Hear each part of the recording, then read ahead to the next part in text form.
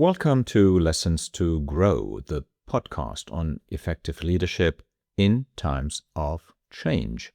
I'm Armin Rau, an international manager and entrepreneur. Today is a milestone. You're listening to the 200th episode of Lessons to Grow, and it's my first episode that I give in English. I'd like to talk about good bosses and bad bosses, about what I've experienced in my own career, what I've learned from it, and what you might be able to take away from it as well. And all of that comes right after the intro.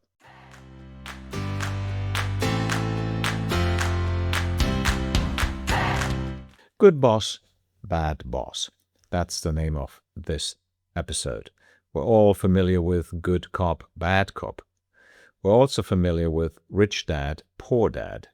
And I'll say this in all modesty. Been there, got the t-shirt. I've been part of the C-suite myself.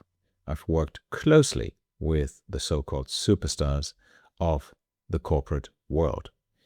In Germany, the UK, France, Switzerland. In international settings, both within and outside of companies and organizations. I've seen a great deal over the years. So for the 200th episode, I want to pull back the curtain a little. It's about patterns, good bosses, bad bosses, different types of people, mentors, clients, investors, in all situations where you're dependent, whether formally or emotionally. But first of all, thank you. Thank you for your trust. Thank you for your loyalty. We're approaching 10,000 streams on Lessons to Grow, have just under 500 subscribers, and I'm truly delighted that this collection of experiences, which I'm sharing from around 20 years of international management and now over 10 years of entrepreneurship, as well as the way I put things into perspective as far as good corporate leadership is concerned, is clearly appreciated.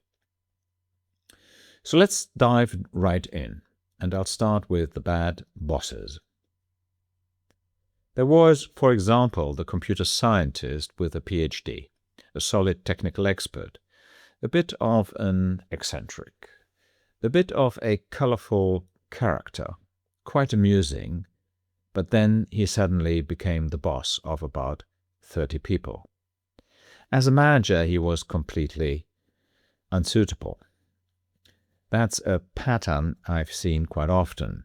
The expert, the creative oddball, the technically strong person is made into a manager. After that, things get difficult for everyone. The employees have to figure out how to deal with it. And eventually, everyone starts finding their own workarounds. Then there's the other type, which is far more unpleasant. People who compensate for being overwhelmed, stressed, or feeling insecure by having emotional outbursts. I've seen everything, right up to the hot-tempered type. It must be said, however, that in the early years of my career, authoritarian leadership was still absolutely the norm. Intimidating employees was also common. It was part of the business. Many things that were normal back then, you simply couldn't do today. And that's a good thing. We employees learned back then to deal with it somehow. You swallowed it.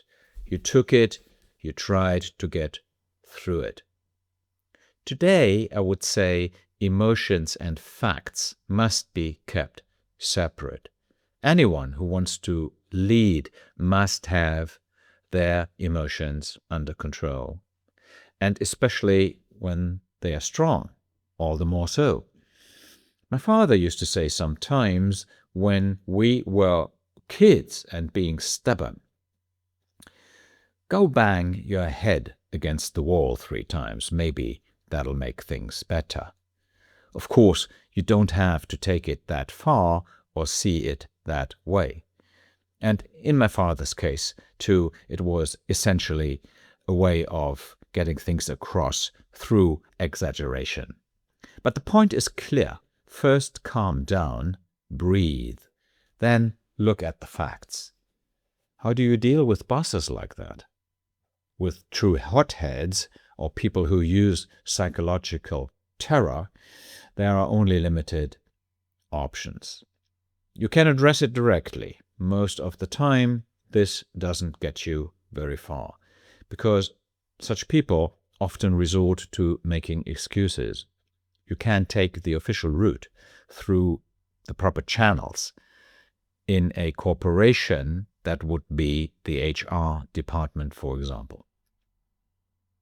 That's often difficult too, because you're then quickly accused of a lack of loyalty, or you get subtle feedback that you shouldn't have escalated the issue, or maybe even that you are too sensitive. All of that happens. If someone is putting employees on display, belittling them, or systematically intimidating them, I would say today, either go through official channels or go straight to the CEO or the manager in charge. And if the CEO or the manager in charge does not stand behind you, then leave. There are some things that are simply unacceptable.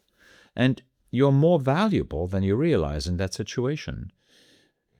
Always keep that in mind. Your position is always stronger than you think it is. I used to put up with far too much out of fear, because of my career, because of the next position, because of the investor chain, as I sometimes call it today. That is, the chain of mentors who need to be satisfied or on whom you depend for your career. You think you have to somehow endure it now. Today I see it differently, though I'm fully aware that it's always difficult to look back on things with the knowledge you have now. On to the boss types. Another type of boss I've encountered is the Rumpelstiltskin. That's what I'll call him for now.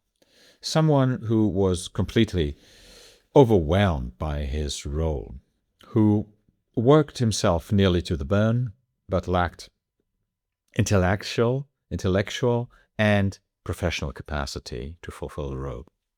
He also lacked academic training in this case, which in itself wouldn't be a problem at all if someone still brought substance and leadership to the table.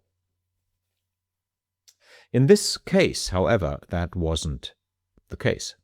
He couldn't convince us employees professionally and tried to compensate for that with subtle and sometimes less subtle pressure. And that brings us to an important point. It's always about dependency.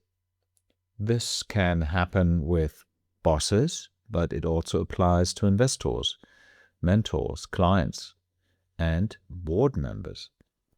Whenever you're dependent or feel dependent, this power dynamic can be exploited. You might have to put up with something like that for a while, but at some time or at some point you should look for options. You should start looking around for alternatives. That's one of the most important lessons I've learned from bad bosses. That me as somebody, or you as somebody who is affected should, not put up with it for too long. And if you are a boss, don't do it yourself later on. I did not want to become like that. Not as a supervisor, not as a mentor, not as an entrepreneur, and also not as an investor. Then there's the next type, the one who sold himself too well. Very interesting case. Someone goes into a job interview, sells himself or herself brilliantly, lands a role for which they are far from prepared, and then they are stuck there. My favorite professor, Neil Thornbury from Babson College, once called this type of person the country clubber. This is someone who walks around or walks through the hallways, in this case, as if the whole place was a country club. Looking around, a bit of small talk, a bit of style, as if you were cruising on the Aida, but with little substance. And of course, no one is allowed to notice. I've seen how this kind of thing has led to millions in losses. People like that are often less unpleasant than hotheads. They don't yell. They don't necessarily apply pressure openly, but they obfuscate. They play games. They evade. And eventually, it gets expensive. And that's very dangerous. I used to have the problem that I found it hard to tolerate incompetence in a given role. And I suspect people noticed. Mediocrity too. I still have my issues with mediocrity to this day. I admit I can be radical about it sometimes, and people probably noticed that. At one point or another, I ended up having to pack it in. But in terms of substance, I stand by this. When people are overwhelmed professionally and substantively and try to cover up that overwhelm, it becomes dangerous. This runs through many bad bosses. I sometimes say casually, they had no clue. That's obviously an exaggeration. What I mean is that they are overwhelmed, not big enough for the job. In my experience, that's one of the main patterns of bad leadership. There's also the variant where someone intellectually understands exactly what they are doing. Another type of boss. They are not at all stupid professionally, but these people build a fantasy world. Happens quite a lot. They act as if they are something they aren't, and as if the team is something it isn't. Employees notice this immediately. Cynicism is often the result, and then they don't take you seriously anymore either. So here too, stick to reality. Stop building up fantasy worlds or perhaps falling for strange stories. Then I also saw the tyrant, the despot. Again, someone who was overwhelmed by the situation. He acted as if he were participatory. In reality, he wanted to control everything. Little trust in others, presumably also little trust in himself. Not a bad man at heart, but overwhelmed with the stuff that he had to manage. He was also overwhelmed in this specific field in which he was leading me back then. He had worked his way up from humble beginnings, which isn't a bad thing at all. I come from humble beginnings myself. Probably with a lot of fear in his system, and that turned him into a control freak, clumsy in his human interactions and communication. That too is a pattern. Being overwhelmed is compensated for, sometimes through acting, through pretense, and that, as it was the case with the country clubber. Sometimes it is compensated through pressure, like with the despot. In the worst case, through choleric behavior, like with the choleric. And the result is almost always the same. Employees mentally check out. Then there's the boss for whom ego and their own narrative becomes more important than the work and the company. That's very frustrating for employees. They are often intelligent people, these bosses, organized, with good ideas on paper. Everything fits together perfectly. But when it comes to implementation, it misses the mark. Dreamers, people who want to be a bit of a pseudo Steve Jobs. But that doesn't fit with operational reality. These people are often resistant to advice.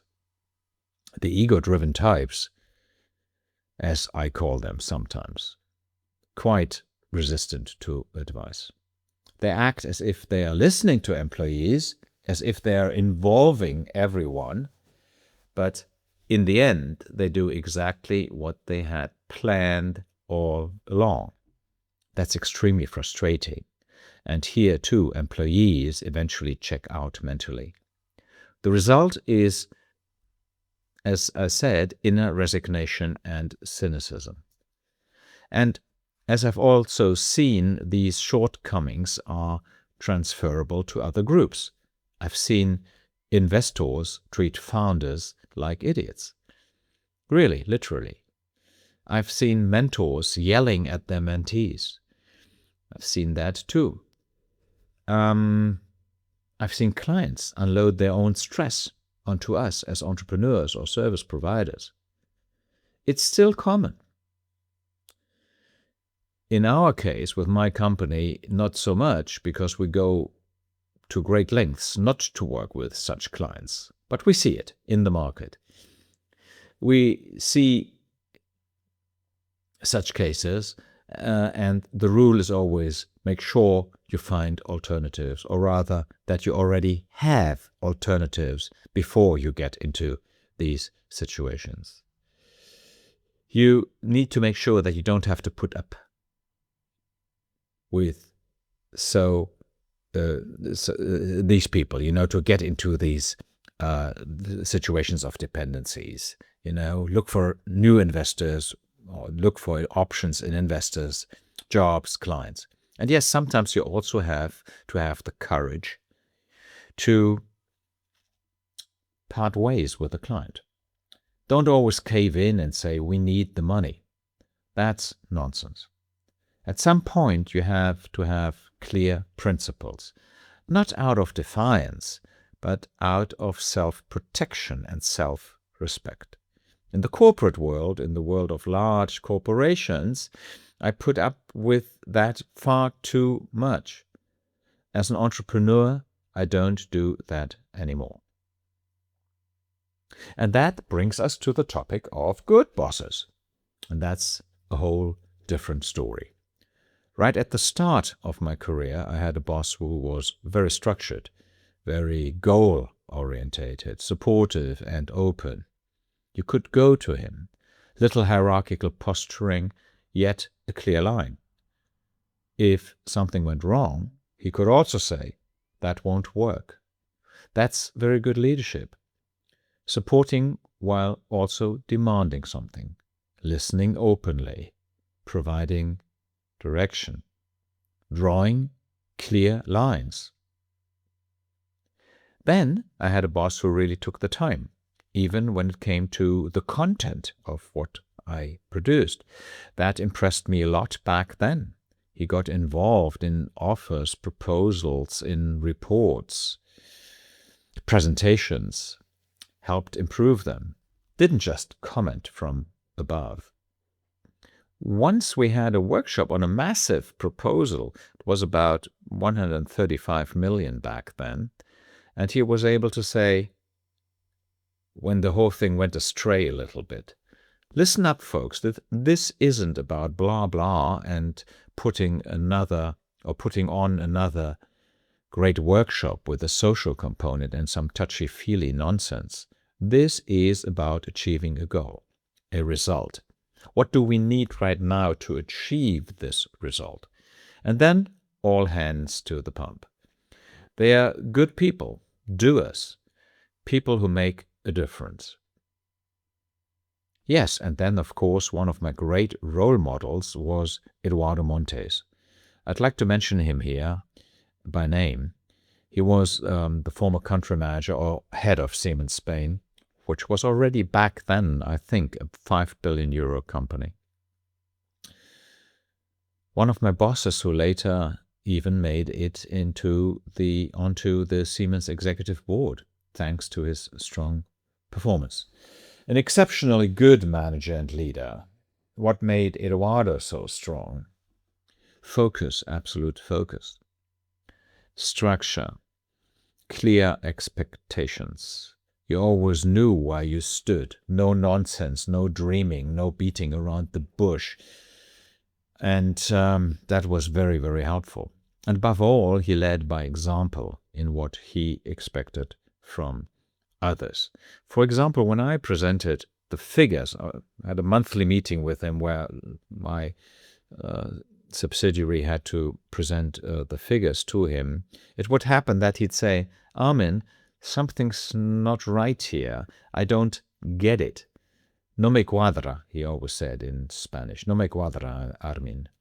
So he said, for example, in cell E27 in an Excel table, there's something off. And then you had to explain it to him. So that's leadership, being willing to go into detail and not always demanding. You do it, but you lead by example. Then after my time abroad, back in Germany, I had someone from whom I learned a lot about serenity, or rather, who wished me serenity. He was the first to do that. I mean, maybe many others recognized it before, but he was the first to subtly convey it to me in a dedication, in a little book that he gave to his employees. He wished me serenity, and that's when the scales fell from my eyes.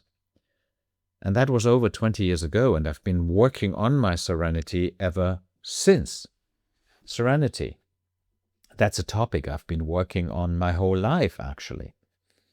And how does the saying go? Self-awareness is the first step towards improvement. At least that's what we say in Germany. And I can only advise anyone under pressure to work on it, on serenity. If you aren't naturally gifted with it, as an entrepreneur and a manager or an SME managing director, all these people with whom I share my experiences, my clients, they are regularly under pressure. Some are even under constant pressure. And that's a big challenge.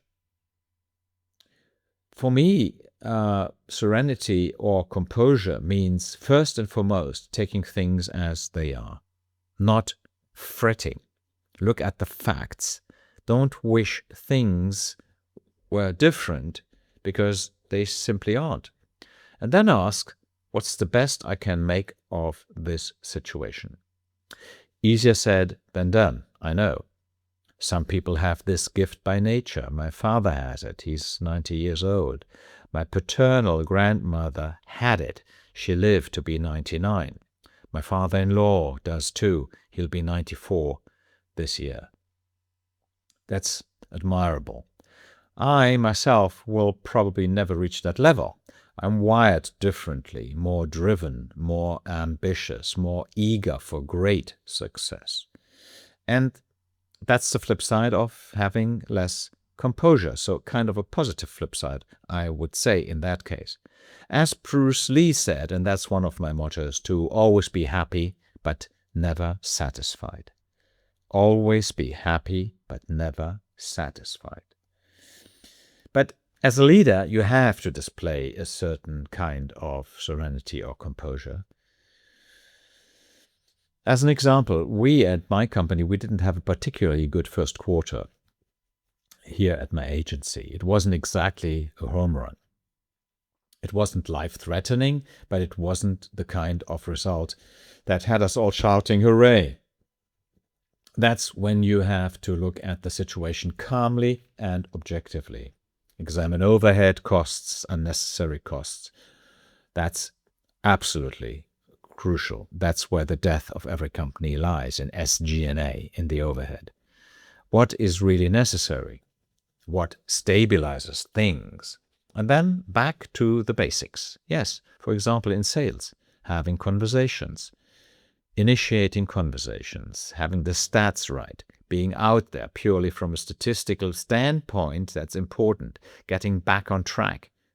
We managed that during the first quarter. Things are looking up again. And that too has to do with composure or level-headedness. Sober-mindedness comes more easily to me personally than composure. But let's get back to the types of bosses.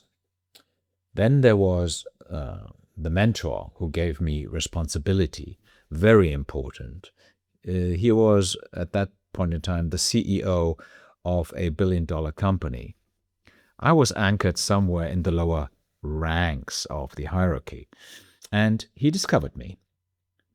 He once sent me to Sydney evaluate an outsourcing opportunity. Commonwealth Bank of Australia. I can say that now, a big bank, it's ages ago. And there I was, supposed to prepare a decision deck or decision memo. I took that very seriously, of course, because I'd been given the responsibility. And I think I did a good job. My mentor, the CEO, was of the same opinion. And so you can see how a leap of faith can lead to good performance. It does. Such a classic example of good leadership. You give someone responsibility, even a little bit more responsibility than they can certainly handle at that moment. The claim is bite off a little more than you think you can chew. That's the principle. And then you are there as a leader. You must be there when support is needed, because otherwise there's a risk you might choke on the piece of apple you just bit off. We want to avoid that. Good leaders do exactly that. They trust. But it's not blind trust. There's a lot of misunderstanding here about trust. I've always pointed that out. You have to earn trust. Yes, leaders challenge you, they create stretch goals, and they don't leave you on your own. But you have to justify that trust. Back to the boss types. There was another absolute highlight among the types of bosses I've met, and that was a guy called David Andrews. I'm going to name him here too, by name, because he was so exceptionally good, and it's also a long time ago. Along with the mentor from the corporation I mentioned, who trusted me with Sydney and with Eduardo Montes, David Andrews is among the most inspiring leaders I've ever encountered. In any case, he was the only one who could give me goosebumps during his presentations. Why? Focus, absolute professionalism, data-driven approach. Above all, he was a great storyteller, I must say. Results-oriented, supportive, trusting, present, encouraging, and very demanding. What was truly impressive about him was his courage to stand by his principles. That was always really important. One principle, for example, in sales at the company I was working for at the time, I was the head of marketing and sales there back then, was the following. So the company generally dealt with BPO deals, more specifically enterprise partnerships, worth hundreds of millions. There was this one principle that at a certain point in the prospect's purchasing process, we had to secure exclusivity as a potential provider. So we demanded that no further discussions or conversations be held with our competitors, just with us. $1 billion corporation wouldn't grant us that. The consequence? We walked away, as David put it. A year later, the company came back and we closed the deal. But you have to be able to afford that kind of courage. You can't make your business dependent on individual deals or transactions. That's the key point. The bottom line has to be right. And I had never experienced that kind of courage and consistency before. And with Andrews and that company, there was something else that I had never experienced before and haven't since. I call it executive discipline. You could also call it execution discipline. Very important. In other words, a very clear line. Once something was decided, it was implemented. There was no looking left or right. Sometimes what was implemented might not have been perfect. Sometimes it was wrong, but it was implemented. I have rarely seen that kind of execution strength. It was absolutely amazing. A focus on numbers is also important. That brings us to another boss I've had, or to a different culture. Give me the numbers was always the refrain at the US corporation I once worked for. Give me the figures, give me the numbers. In the end, the numbers don't lie. What good does it? What good does it do us if we're all happy and get along well, but are making losses? Yes, that's nonsense, isn't it? Numbers have to be the focus, but alongside support, conversations, and help. I remember a phone call with my boss from the US at that time. I was sitting on the ICE train, the long distance, the fast train in Germany, on my way to Berlin, and my numbers weren't quite stacking up or adding up. The call lasted maybe 10 seconds. He said, "Armin, we can't lose that much money, so do something about it." And then he hung up. That was a clear message. But I also knew that if I needed him, he'd be there. So I did something about it, as he requested, and afterwards, once it had worked out, I was, as they say, in his good books. Clear messages are important for good leadership. Clarity is important. Then there was the CEO of a major telecommunications group I got to know. He wasn't my direct boss at that time. Actually, he never was. But I had him on my radar, so to speak. He was the CEO. I was maybe on the third or fourth level of that big corporate. He had charisma, but not that artificial charisma of a despot. He was the kind who, how can I say this? It was a different kind of charisma. He had international experience, a sophisticated demeanor, multilingualism, cultural affinity. If you want to become a truly good international leader, English is not enough. Just the language is not enough. You have to immerse yourself in cultures, go beyond language.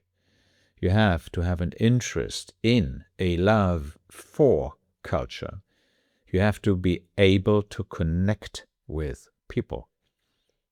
Then you can become really good. And the best of all, they have a vision. They can lead and manage. They can articulate a vision, win people over to it, and then lead them on the path to implementation. The strongest vision I ever had with a team was when I worked in England. I was leading a pre-sales consulting team there. There were about 12 of us in total, all young people, super motivated, all with MBAs, all itching to get started and looking for big challenges. We were operating in very complex international environments, working on massive BPO deals, business process outsourcing, and occasionally on delivery as well. It was all about process know-how, financial know-how, cultural change know-how. And our vision was we make a difference. We didn't want to leave the office or the project or the bid or the deal in the evening and say, it doesn't matter whether I was here today or not. We definitely did not want that. I had experienced exactly that for 2 years in a previous role, and I know how terrible that feels. It weighed heavily on me. I wanted to feel every day that I had made a contribution to my clients, to my company, to shareholder value, to investors, to employees, to colleagues. The good ones do exactly that. They do make a difference. They can articulate a vision. They have an international presence. They have substance. So, what patterns emerge among the good leaders? Having a vision, inspiring others, trust, challenge, support, clear focus on results, uncompromising focus on results if necessary, follow through, clarity, making tough decisions, courage, execute, execute, execute. Don't just talk and then question everything again. Stick to decisions even when they have downsides, because there are no decisions without downsides.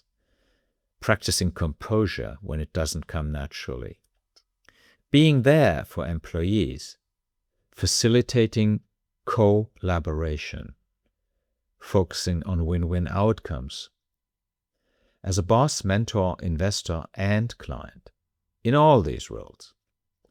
And this brings me to a part I really want to share because it explains how I myself became this international manager and entrepreneur, and what I too have learned from it, what it means for my leadership, and what you maybe can take away from it. When I was in my late 20s, I was still a software developer. My big vision was I want to become an international manager. I speak several languages at a business proficient level, and I love different cultures, a wide variety of cultures. That's always been a passion of mine. But what's important is the practical application of language. I wanted to put that to use in international management. That was, so to speak, my use case. Back then, I bought a book. I think it was called The International Manager. It was published by Ashridge Management College, which was, and perhaps still is today, though I don't follow it as closely anymore, one of the top business schools in the UK and internationally. Very strong at that time in organizational psychology, organizational behavior, and that sort of thing. I read this book while I was, as I said, still a software developer. And then I was sitting on the tube in Munich. I think it was the U2, somewhere around Kolumbusplatz, or typical U2 stop like that in Munich. A few colleagues got on and asked, "What are you reading there?" I showed them the title. I didn't say a word. And then they almost laughed themselves silly. International manager, is that what you want to be? Well, good luck with that. Well, okay. I pursued that vision anyway. Because if you have a vision, stick to it. Believe in yourself. And I told myself, if I want to become a manager, then maybe it's a good idea to learn how that actually works. Because I'd seen so many people, especially experts, who ended up becoming bad bosses, bad managers. And I definitely didn't want to become like that. So I did an MBA. Today, of course, we know that even an MBA doesn't necessarily make you a good boss. But that was my approach back then. And I did it at the renowned and venerable Henley Business School in the UK. And the MBA was a paradigm shift for me. As a graduate in computational linguistics, English, and Romance languages with a master's degree, I didn't feel ready for management.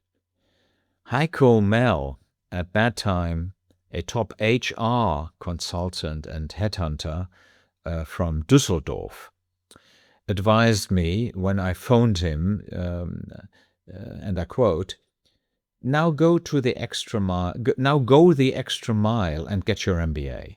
After all, you studied something that nobody cares about." Unquote. That worked, and so I went from being a specialist to becoming a generalist and a manager. I was exotic, a software developer who had done some research in AI. I had also written my master's thesis on an AI topic. I was involved in projects for the Federal Ministry of Research and Technology in Germany. I was part of European Union projects. One was called Esprit at the time, and so on. Even wrote a book with two colleagues on an AI topic. And then management came into the picture, and that was my catalyst. Then things really took off. By the age of 37, I was in the upper echelons of a major corporation on the fast-track career route, truly among the youngest there, an elite circle of people. I then took on country management positions in very complex environments, matrix structures, international settings, different cultures, different languages, highly complex challenges, very often with my back against the wall. Very often. I changed companies, salaries doubled. At times I was truly paid a princely sum. Today I sometimes say it was compensation for pain and suffering. That might sound like a hero story, a bit melodramatic, pathetic, but a hero story actually looks different. For me, there was fear, there was total uncertainty, there was pain. But without fear and without pain, you don't make progress either. An athlete who isn't willing to suffer won't get better, and in the end will not succeed. No pain, no gain, as Neil Thornberry from Babson College once told me. For me, things really got down to the nitty-gritty at times. I once had a panic attack in the airport lounge in Madrid. It wasn't until many years later that I realized it was a panic attack. I'm over 60 now, and that was the only phase, thank God, in my life where things got that bad, where something like that happened, because I simply put so much pressure on myself just to get ahead. Those are the downsides. I've been fired from projects because I spoke my mind, even from leadership positions. I've fallen victim to cost-cutting programs because they simply let go of whoever was the most expensive, even if I'd done a good job. Sometimes a career stalls because you're in the wrong network, or because the network you were in suddenly dissolves. That happened to me too. Sometimes you just fall flat on your face. My leadership principles emerge from all of this, from my good bosses, my bad bosses, and from my own story. That's why I told it. I don't want to call it leadership or management doctrine or philosophy. This also may be a little bit of the wrong term. These days, even soccer or football players have a philosophy. And I would rather call it my thoughts, my leadership thoughts, my thoughts on leadership. And they are relatively simple. First, results come first. Everything else is nonsense. If results don't come, and results have to come relatively quickly, because you can't dither around for years just because you have a great idea and think it'll work out somehow, if they don't come quickly, there's no point. If you're Amazon and can invest hundreds of millions or billions, that's a different story. But for most companies, the rule is we have to achieve positive results quickly. Second, you need a compelling vision. Like with We Make a Difference, you then have to rally people behind you who are willing to walk the path with you and carry that vision with you. Third, you have to be there for your people. It's essential. And you can't bask in success when things are going well and then look for someone to blame when the whole thing hits a wall. That's just not acceptable. Fourth, you have to be able to take criticism, probably one of the hardest things. People are always so quick to claim, yeah, I can take criticism. But let yourself be criticized really harshly. Then you'll see just how well you can take it. You have to accept that criticism and resolve to do better. And that is extremely important. Then fifth, just as important, check your ego at the door. Ego is a hindrance. Ego, or an inflated ego, isn't helpful. Expertise, substance, reality, that's what matters. You also have to be willing to make a U-turn, to turn back and not charge towards the abyss like a lemming just because the sun is shining so beautiful beyond it. I've seen that happen too. That's the famous line, I'll get the company back on track through the top line. The problem is it doesn't help. It's not the right approach. If you're in a boat with a leak, you have to plug the leak, bail out the water, plug the leak. It's not about stoking the longing for the island you see 2 kilometers ahead of you and then make people row like crazy. Sixth, demand, demand, demand. Make them grow by demanding a lot. And at the same time, nurture, be there, support, be human, demand results. Be clear about the positives and the negatives. Don't be afraid of clear statements. Don't be afraid to part ways with people sometimes. That is, in essence, what I've learned from my own experience and what I practice today in my company, what I learned from the people I worked with, the good bosses, the bad bosses. And as I said, I apply it in my company with just under 20 employees right now. From my own experience, I'm saying, and of course from both the good bosses and the bad bosses, that's something that is worth thinking about. And interestingly, my employees reflect exactly these principles back to me. They talk about motivation, decisiveness, interpersonal communication, making decisions without fear, whether positive or negative, listening, respect, admitting mistakes, learning from mistakes, and being trustworthy, appreciative, and demanding. That makes me happy, of course, because it shows that something from all I've experienced has stuck. Finally, here are the do's and don'ts from this episode. The don'ts first. Don't pretend you're not overwhelmed if you are. Don't create a fantasy world. Don't compensate for uncertainty with pressure. Don't become a hothead. Don't belittle employees. Don't feign involvement when you've already made up your mind. Don't put your ego above the cause. Don't abuse dependency.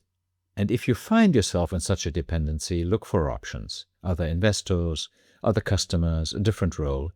Sometimes walking away is the best decision. And now the do's. Create clarity. Provide direction. Trust. Challenge. Encourage. Listen. Make decisions. Stick to the facts. Practice composure. Go back to the basics when things get tight. Look at the numbers. Stay human. Be there for your people. Turn talent into responsibility. Stand by your decisions, even if they have downsides. Be courageous.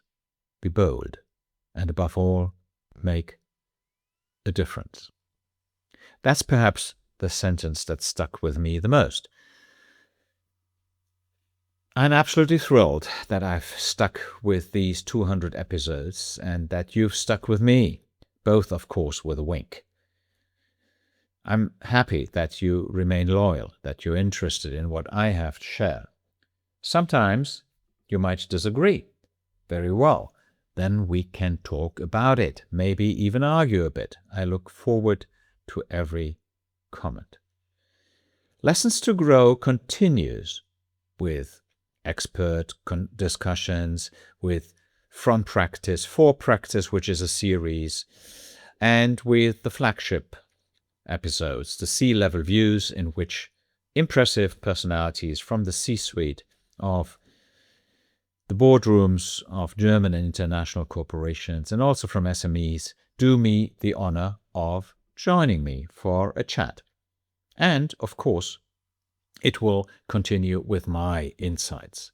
The insights of Armin Rau on good corporate leadership in times of change. And one more really last thing now to conclude right at the very end. I dedicate this episode to all the people from whom I've had the privilege of learning, for better and for worse. My former bosses, my mentors, my coaches, my customers, my clients, my investors, my colleagues, and my fantastic current and former employees.